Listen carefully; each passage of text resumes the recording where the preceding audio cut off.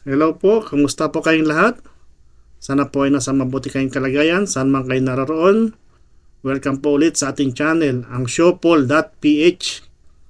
Ngayon po ay ika-16 ng Hunyo or 16 of June 2024.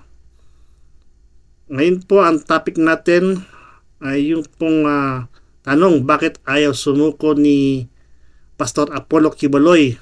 Bakit nga ba? Ano po ba yung mga dahilan niya? At yung pong reaksyon ni Senator Amy nung panahon na sumugod po yung mga SAF at CIDG sa Davao, na sabi niya ay siya ay naroon. Papanoorin po natin yun. Yan na po muna ang ating topic. At siyempre po, imbitahan natin yung mga panood dito na may maisug sa Angeles City, Pampanga.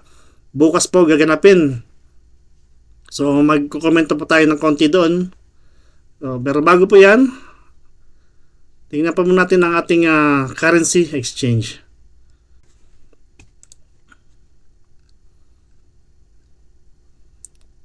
Ang ating pong US dollar, 1 US dollar po ay pumapalo na ng 58.669. Kuwaiti dinar, 190.97. Saudi Arabian Riyal, 15.645. Canadian Dollar, 42.710. Japanese Yen, 0.372. British Pound, 74.450. Euro, 62.729. Emirates Dirhams, 15.975. At ang ating pang Hong Kong dollar ay 7.511. So ang US dollar po natin ay 58.669. Yan po ang ating latest currency exchange. Ngayon po, umpisa na po natin. Ano po ba yung reaksyon ni Senator Amy nung pong siya ay napadpad sa Davao at nakita niya yung mga SAF at CIDG doon na sumugod sa pag-aresto kay Pastor Apollo Quiboloy. Piling ko, dumaan ako sa Davao, eksakto nung araw na yon. Andun ako sa Davao at ako'y nasindak kasi ang dami-daming SWAT, CIDG sa airport, isang katerba, yung mga SAF batalyon. Nakita ko yung dalawa, tatlo ba na PNP helicopter, may kasama pang drone, may mga sniper pa sa tuktok ng mga building. Ako'y natakot. Talaga naman, kakabahan ka ng todo at yung Davao City naging pawang war zone. Bakit naman nagkaganon? Kinailangan ba talaga yun? Isa pa yun, yung mga abogado kailangan pag-usapan. Ang balita ko may warrant of arrest pero walang search warrant. So maraming nagtatanong. Alam ko naman na siguro, tulad ng sinabi ni Presidente Duterte, kaya naman ng ating mga miyembro ng SMNI na ipaglaban ang kanilang karapatan sa korte, huwag nang idaan sa pananakot at sa karahasan. So yan po yung pahayag ni Senator Amy nung paglusob ng mga CIDG or SAP sa Davao para hulihin si Pastor Apollo Quiboloy. Ano po bang reaksyon nyo dito? Ano po bang masasabi nyo? Ako po meron po ako masasabi kay Senator Amy na siya po ang isa sa mga dahilan. Siya po ang isa sa mga dahilan kaya pumayag si BP Sara na tumakbo bilang Vice Presidente, na noon ay alam naman natin na nililigawan nila si BP doon sa Davao. Ilang ulit po silang pumupunta doon para kumbinsihin si BP Sara na tumakbo. Kapartner ni ngayon ay Pangulong Bongbong Marcos. Yan po ang katotohanan. At ang iba pong mga alagad ni Tambaloslos, iba po ang sinasabi. At hindi malaman natin kung saan nila kinukuha yung kanilang mga istorya. At hindi naman tayo yung bulag sa nangyari noong panahon na yun. Ngayon po, meron po isang professor na nag-analyze sa sabi niya kay BP Sara, kasi nag-react si BP Sara na ito. Si BP Sara po ay sumagot na, sabi niya yung pong unity or ang unit team noon ay noon lang pong panahon na eleksyon. At ito pong professor na to, ang sabi, si Sara daw pala ang gumamit. Por Diyos por Santo, paano nangyari yon? Si BP Sara po ay BP at hindi po siya ang Pangulo. Sino po ba ang nakinabang sa unity o sa unit team? Hindi po natin alam. Ako po ay pangkaraniwang tao at yun po ay professor. Talagang hindi po natin masasabi kung ano po ba talagang pag-iisip ng bawat isa. Kung ikaw ba ay professor o abogado ka ba, minsan hindi natin maintindihan kung saan sila humuhugot ng kanilang ganong pahayag. Ganun pa man, pag-usapan ulit natin si Senator Amy. Dapat sana, nalulungkot ako sa kanya, dapat sana na kung ang kapatid niya ay nakinig sa kanya at tinutuloy-tuloy yung mga pangako nung bago mag-eleksyon, sana malaki ang chance nitong si Senator Amy na balang araw na tumakbo siya na bilang presidente.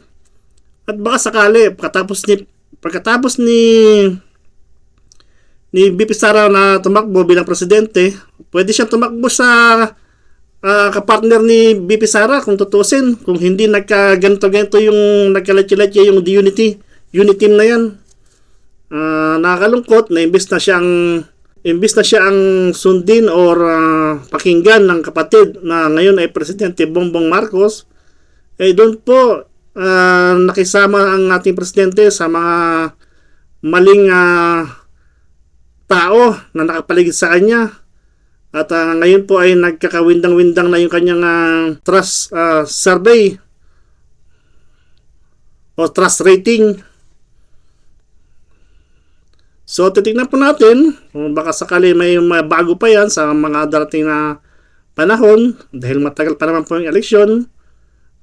Lahat po gagawin ng mga yan na para po sila ay hindi mapaalis sa kanilang posisyon. Gaya nga po ng paglakad ng People Initiative na gustong-gusto nilang mapalitan ng ating saligang batas. Yan po yung kanilang tinututukan. At yung pong pagbabayad sa mga vlogger, yan po yung kanilang pinagtutunan ng pansin, yung pag-angat daw ni Speaker Romualdez ang kailangan gawin. Yun lang ang kanilang gagawin ayon sa isang tauhan hindi natin alam kung tauhan ni Tambalos yun na nagsalita. At napanood naman natin yan meron pa tayong video niyan na idinadawit si Speaker Romualdez. Hindi lang isa, dalawang audio ang napakinggan natin na yun. So talagang bayad ang mga nandyan talagang bayad ang mga vlogger ng administrasyon. Sino ba yung kanilang amo, yun ang hindi natin alam. Pero nabanggit po ang pangalan ni Speaker Romualdez na kailangan si Speaker Romualdez ay iangat ang pangalan. May video po tayo dyan, pwede nyo pong balikan. Sayang lang. So punta po tayo sa susunod na topic natin, yung pong bakit nga ba ayaw sumuko ni Pastor Apollo Kibuloy. So panoorin po natin. Sinagot ng kampo ng The Kingdom of Jesus Christ ang panawagan ng Department of Justice na sumuko na lang daw si Pastor Apollo C. Kibuloy upang maiwasan ang labis na pagpapakita ng puwersa ng kapulisan gaya nga na nangyaring paglusob sa mga religious compounds ng KOJC sa Davao City nitong Lunes. Narito ang balita ni MJ Mondihar. Desisyon ni Pastor Apollo C. Kibuloy na hindi magpakita sa publiko o sumuko sa mga otoridad sa kinakaharap na kaso. Ito ang paglilinaw ni Attorney Diana Tolentino Fuentes Legal Counsel ng Kingdom of Jesus Christ sa panawagan ng DOJ o Department of Justice na sumuko na lamang ang butihing pastor matapos ang labis sa pagpapakita ng puwersa ng mga taga-PNP sa pagsisilbi nila ng arrest warrant noong Lunes, June 10 sa mga religious compound ng simbahan sa Davao City. Ipinaliwanag naman ito ang dahilan kung bakit ito ang naging pasya ng butihing pastor. He decided to choose not to go out in public. As you are all aware, before this, Pastor Kibuloy has already said that he has received information that that there will not just be a rendition. What is a rendition? A rendition is when U.S. authorities, using their skilled operatives, will pluck him from the Philippines and bring him to the United States to answer the charges that they filed against him there. That is So yan po ang isa sa mga dahilan, yung rendition na pwede siyang kunin ng mga Amerika at dalhin doon at doon na siya lilitisin. At napakahirap po yung para sa isang Pilipino. Alam naman natin yun, kahit sa atin po mangyari yun, hindi tayo papayag. rendition. And in their country, it is legal. In our country, I would like to call it kidnapping. However, he has received information that there would not just be a rendition but extermination. And that is the reason perhaps that he has chosen not to show himself. Kung magugulita, una lang ang sinabi ni Pastor Apollo na maraming banta sa kanyang buhay mula sa Estados Unidos. Samantala, kinesyon naman ni Attorney Fuentes ang labis na puwersang ipinakita ng PNP na maiiwasan raw sana ayon sa DOJ kung susuko na lamang ang butihing pastor. Why would they use force at all? Did they use this kind of force in trying to arrest other people? It would have been so easy for them to just go to the gate and say, we are serving a warrant of arrest. I personally received the warrant of arrest from the Senate and from Congress. And it was peaceful. I just received it. Nothing happened. Why did they have to serve the warrant of arrest this way? They could have talked to the administrator of the Kingdom of Jesus Christ. Noong Lunes, daang-daang puwersa ng PNP, CIDG at SAF ang sumugod sa mga compound ng KOJC sa Barangay Buhangin at Barangay Tamayong sa Davao City. Bitbit ang mga matataas na kalibre ng baril na kalaunan ay nagdulot din ng matinding trauma. Hindi lamang sa mga kabataan, kundi maging sa mga nakatatandang miyembro ng simbahan. Dagdag naman ni Attorney Fuentes, sa kabila ng pagmamalabis na ginawa ng mga armadong otoridad, ay pinapasok pa rin ng mga ito sa mga religious compound ng KOJC kahit warrant of arrest lang ang tanging bitbit ng mga ito at hindi search warrant. Bagay niya na nagpapakita na hindi kailangan ng overkill na puwersa ng PNP sa pagsisilbi ng warrant of arrest. Samantala, ito naman ang tanong ni Attorney Dinah kay Yusek Raul Vasquez sa panawagan itong pagsuko ni Pastor Apollo. Place yourself in pastor's shoes. Would you give yourself up willingly so that you can be killed? I think the answer is self-explanatory.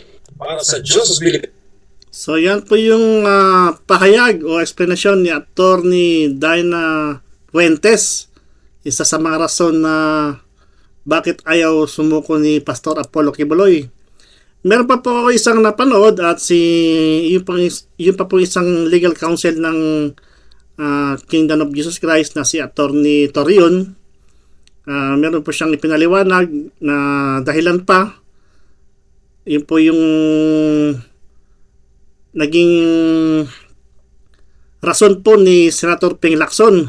Isa pa sa mga rason ni Pastor Apollo Kibuloy, yung po naging desisyon ni dating Senator Ping Lacson noong siya ay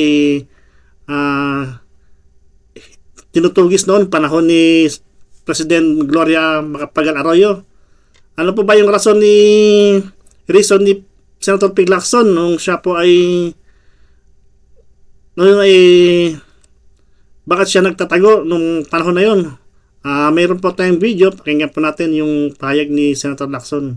At pakinggan na rin po natin yung invitasyon ni former President Duterte para po sa gaganapin na isug dyan po sa Angeles, Pampanga. So tingnan po natin yung dalawa na yun.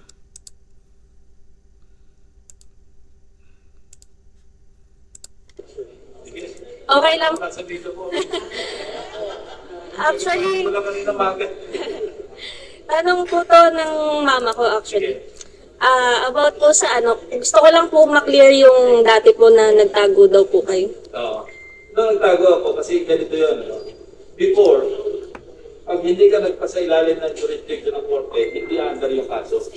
Kaya catch-22 ka. Kailangan harapin mo, otherwise, hindi matatapos yung kaso. Nagkataon lang yung lawyer ko noon, tinanong ko, sabi ko, kasi alam niyo, napaka-unjust yung ginawa sa akin. Dating Pangulong Arroyo yun eh. Alam niyo, for 9 years talaga pinahirapan niya ako. And I was told this morning na meron siyang memoir, yung libro gumawa siya. Meron pa ng portion doon, nabanggit ako na yung mga accusations ginawa sa akin, sabi niya, hindi totoo. Katunayan, nabanggit pa doon si General Victor Corpus. Siya yung namumuna noon na nagsasabing involved ako sa drugs, drug lord ako, tapos money laundering, etc. Kung ano-ano na. So yun, lumapit sa akin, dito lang, nung nalaman si President Arroyo, humingi siya ng tawad, nag-apologize. Personally, tinanggap ko naman, kasi ako, I'm a very forgiving person. Ang sinusunod ko dyan, yung may sinabi si President Kennedy, siya sabi niya kasi, forgive your enemies, but don't forget their names. Di ba? So, yung pagtatago ko doon, aandar pa rin yung kaso kasi tinanong ko yung lawyer ko. Sabi ko, sigurado ba korte na maski hindi ako magpasailalim ng jurisdiction ng korte. Pwede pa rin tayo mag-file ng mga pleadings, pwede umandar yung kaso. Sabi niya, yes. So, bakit mo alam? Kasi yung bagong jurisprudence, anong jurisprudence? Yun yung Supreme Court na ruling. Parang naging part of the law of the land na yan pag naging Supreme Court ruling. Na iba na yung jurisprudence. Meaning, before, kailangan magsusurrender ka. Eh, nung sinabi sa akin na po pwede, mapapadismiss natin yan, maski wala ka sa jurisdiction ng korte. So, yung sinasabi na in-avoid ko yung criminal justice system, that is wrong. Because I did not get out of the criminal justice system. I just did it another way. So, kasi noon, iniisip ko, napaka-unfair nung ginawa ni President Arroyo, and I could not allow myself to visit behind bars, not for a minute, for something that I did not do. So, yun ang aking ginawa noon. So, yun, nandismiss yung kaso. Hindi lamang sa Court of Appeals, kundi hanggang sa Korte Suprema. So, napatunayan din, si Senator Macau, nag-apologize din sa publicly. Dahil ang ruling sa kanya ng korte, yung paiba-iba yung statement. Alam nyo kasi istorya niya. Inconsistent. Pinangakuan siya ng Administrasyon Arroyo. I-re-reset siya sa PIS, kami na, ilalog sa Singapore. So, mahina yung kanyang, sabihin natin yung kanyang character. Natops. Pumayag. So, nag-fabricate ng statement na in-implicate ako. So maaari din po, isa yan sa mga naging rason ni Pastor Apollo Kibuloy na maaari naman pala maabsuelto sa ganyang kaparaanan na kung alam ni Pastor Kibuloy pa sa kanyang sarili na wala siyang hindi siya guilty o wala siyang pagkakamali at kagaya ng ganitong nangyari kay Senator Ping Lacson na alam niya na wala naman daw siyang ginawang kasalanan at ba't siya ihuhulihin at kalaunan nagdesisyon ng Korte Suprema na i-dismiss ang lahat ng kaso dahil paiba-iba ang naging rason ng mga kanilang mga witness. So yan po yung isa sa mga dahilan. Maganda po yung kwento ni Senator Ping Lacson dyan, antayin po natin. At sa isa pang banda, yung pong mga legal counsel ni Pastor Apollo Kibuloy, alam ko, yung kanyang kaso andun na po sa Court of Appeals. So, inaapilan na po nila yung kaso ni Pastor Apollo Kibuloy. At maaaring yan susunod dumiretso na ng Korte Suprema. Kagaya ng itong kay Senator Lacson. Tuloy po natin yung kwento ni Senator Lacson. So, yun ang naging situation noon. So, kung nagpakulong ako noon, tuwa si Yeme. Ako naman, nandun sa loob ng pulungan, siyempre, parang nahirap naman tanggapin yun, di ba? So, but then, ang gusto ko lang ipasay, I did not get out of the criminal justice system. Nagpasa ilalim ako. But I did it my own way. So, yun. Bakit po kaya galit sa inyo si GMA? Politika. Kasi alam nyo, nung G30 ako, mataas yung aking approval rating noon. In fact, nung siya yung Vice President pa ni ERAP, nag-approach sa common friend namin, inopera niya pa ako through our common friend na kung pwedeng pagtakbo niya sa 2004 kasi hindi pa natatanggap si Erap noon. Vice President pa siya. Nagpaplano siya tumakbo ng 2004 si Vice President. Inopera pa nga ako mag-Vice President sa kanya. And then when she took over, kasi nang-out si Erap, di ba? Yung EDSA track. EDSA 2 ko yun. Anyway, nung nawala na upo si Presidente, nung pinag-aaralan nila yung political landscape, taking ng horizon, pinag-aaralan nila sino ba yung posibleng makalaban ni President Arroyo. Ang kamalasan ko, ako yung nakita nila kasi ang mataas yung rating ko ng Presidente ako. Oh, yun, isa. So ako yung dinapakan. This was admitted to me by one of her, yung mga operators noon. Then nung natapos na, sinabi niya na, at tinanong ko kasi abogado ito Tony, ba't ako yung napag-initan nyo? Sabi niya, ang malas mo lang, naghahanap kami ng posibleng makalaban ni DMA, ikaw yung nakita namin. Advance Kailangan mag-isip. pumili ka namin. And they did, Imagine, diba, January 2001 nawala si Era. Kaya ako naging senador 2001 din. Noong December 2000, alam niyo yung approval rating ko noon as chief of the Philippine National Committee. Kumakita ko na 78%. Wow. Kasi nga maganda yung ginawa ko sa PNP. So nakita lang ako yung posibleng threat sa politika pagdating sa 2004. And they succeeded because from a high of 78% approval sa trust rating, nung binampakan ako ng todo, ginawa ko lahat ng klaseng kasalanan nasa akin na. By August, 7 months after, negative 13 yung aking rating. May utang pa. Talagang sobra. Kasi nalunod ng media, talagang inoperate ng gusto. So yun ang story of my life. Magandang leksyon din because alam niyo yung ups and downs. Kailan maranasan mo lahat yan para kumpleto yung buhay mo. Kasi yung puro sarap ang buhay, hindi rin maganda. Kung puro hirap, lalong hindi maganda. Without balance. Yeah, maganda rin yung naranasan mo lahat. You learn from your experience, di ba? Na-appreciate mo yung halaga ng buhay, yung halaga ng, ano lang? Omsim. Mismo po. Ang mismo.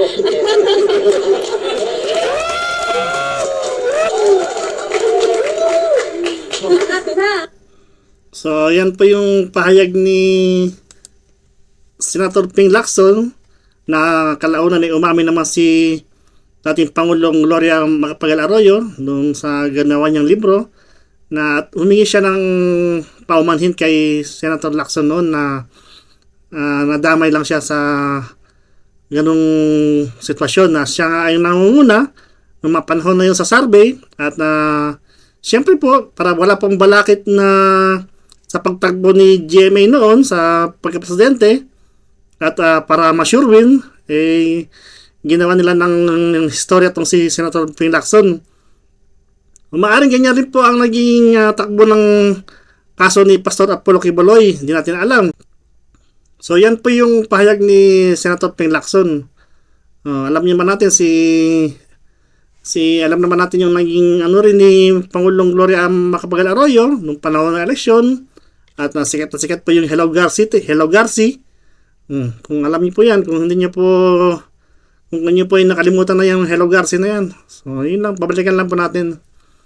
At ito po yung pahayag ni dating Pangulong Rodrigo Duterte sa kanyang imbitasyon dyan po sa hakbang ng maisog sa nagaganapin sa Angeles City, Pampanga.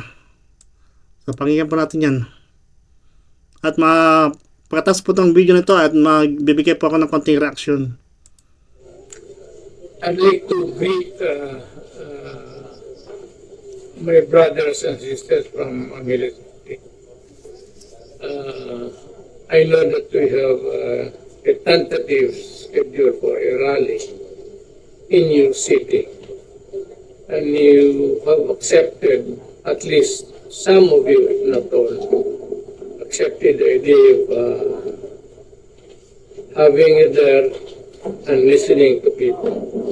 Actually, itong rally na ito, wala naman itong, it's not out to destabilize government. It's not asking for the ouster of anybody, including the president. It's not about some personalities also in government. Well, it is just, we are just in the narrative of our history recently. Parang part ito ng buhay natin at bukas para sa ating mga anak. We are undergoing a period of not really uncertainty, but there's a little bit of may gusot sa ating society, sa tao. So this has to be discussed openly in a rally mas mabuti so that people can understand and yung mabigyan yung essence of freedom of speech kasi importante yan para sa tao. Nothing to worry about. Kayong mga opposition, government, the military, do not worry. We are not there to oust government. We are there to talk about government and preserving it for the people of the Republic of the Philippines. So yan po yung pahayag at imbitasyon ni FPRRD na kayo po ay makisisa sa maisog dyan po sa Angeles City, Pampanga. So ano po kaya ang mangyayari dyan? Alam naman po natin yung mga nakaraang maisog. Alam naman po natin kung ano nangyari, kung ano ang ginawa nila, at huwag na tayong magtanga-tangahan pa. Yung pong mga truck dyan na pilit nilang inilalagay sa mga pagdadarausan ng maisog o ng rally. Yung sa Bulacan na kinancel nila yung venue. Yung pong sa Tarlac ba yun?